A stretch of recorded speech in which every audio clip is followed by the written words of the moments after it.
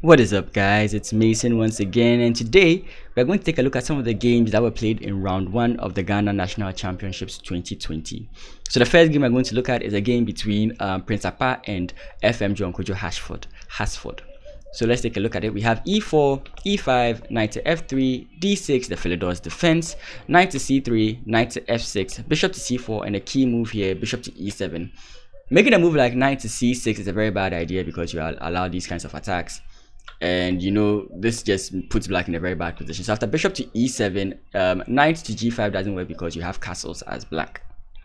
So let's continue. We have d3, castles kingside, h3, a very stabilizing move. You want to place your bishop on e3, and one annoying move is knight to g4. So it's just a good move to stop that, and at the same time prevent the pin and also create some loot for the king. So we have c6, very standard move as well, preventing the knight from coming in and also creating potential threats of b5, a5, gaining space on the queen side as black.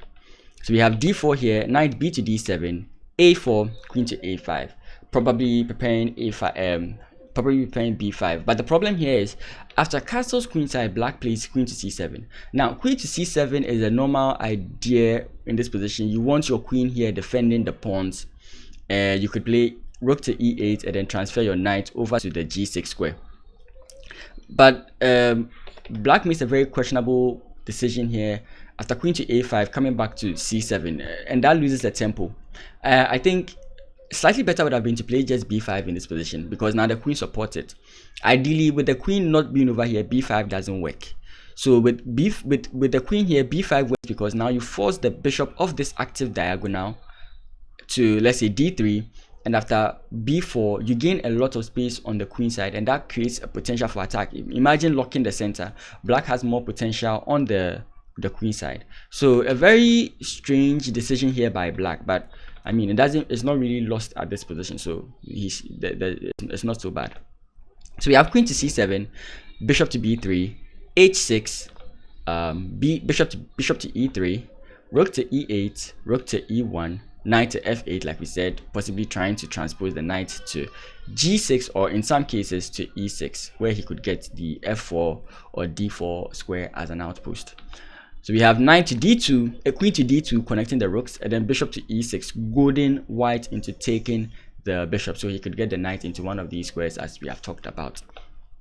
Rook a to d1, and then rook a to d8, and then queen to e2. Slightly better might be d5 because white has so much pressure on the d5 square as compared to black, and there's no way this file is going to open up after a move like d5. The only way this file opens up is if white plays d takes e5 here, whereby this x-ray is actually dangerous. So queen to e2 is a little bit slow. d5 would have been a very nice idea. So like after d5 we have pawn takes, bishop to f5, and now bishop takes a7. The pawn here is hanging. Again, if b6 here, we have knight to b5, and the bishop is just fine. There's nothing disturbing this bishop in any way. Also, if after bishop takes a7 you play e4, trying to gain something against white, like some sort of counterplay or some sort of attack, simply knight to d4, bishop to h7, knight d to b5. And again, white is just comfortable here. This is just strong for white. But this isn't what was played. It was queen to e2 that was played. Again, I think getting out of this diagonal. But then after bishop takes, pawn takes, he now plays queen to c4, which supports the same d4 idea but creates a new possibility of a potential trade of queens, which black notices. And let's just make a move for white here. Let's just make a move here. So the point is, after push, if takes, we have takes, and if knight takes, that kind of idea. The whole point is black doesn't want to allow a potential trade of queens in the position. So he, in this position, plays queen to b8. So now d5, pawn takes, knight takes, pawn takes, and knight back to f8. We have rook to c1, knight to g6, like we talked about, the standard maneuver. You can get your knight into this square, and you can also create some potential attacking opportunities on the king side. Not so much in this position. Queen to c7, offering another trade of queens, and black here plays queen to a8, again avoiding another trade of queens, which is again looking very awkward because this queen is just inactive. Of course, there are many ways to open it up with a move like this, but I just don't like the position of this queen. Rook to c4, rook to c8, queen to a5, and rook takes c4, fixing white's pawn structure. I mean, you could actually hope for an I don't know what to explain about this move, but it just seems strange. Of course, maybe this is the idea or something. I don't know. I don't really get why black would want to fix white's pawn structure in this position. And after queen to a6, f5, a5, f4, which is a very good idea by black, now trying to create some counterplay on the king side and possibly get a fighting chance, because it's beginning to look a little bit bleak for black.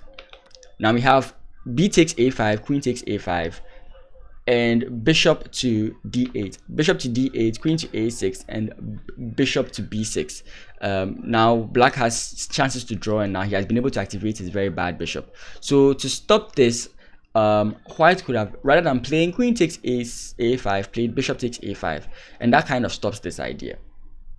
Not really, but it does.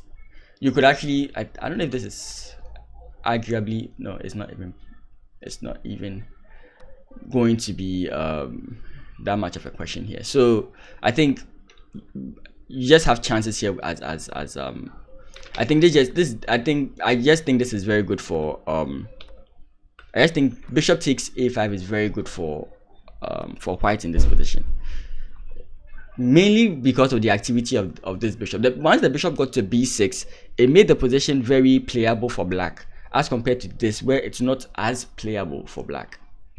So let's continue with this. We have bishop to d8, queen a6, bishop to b6.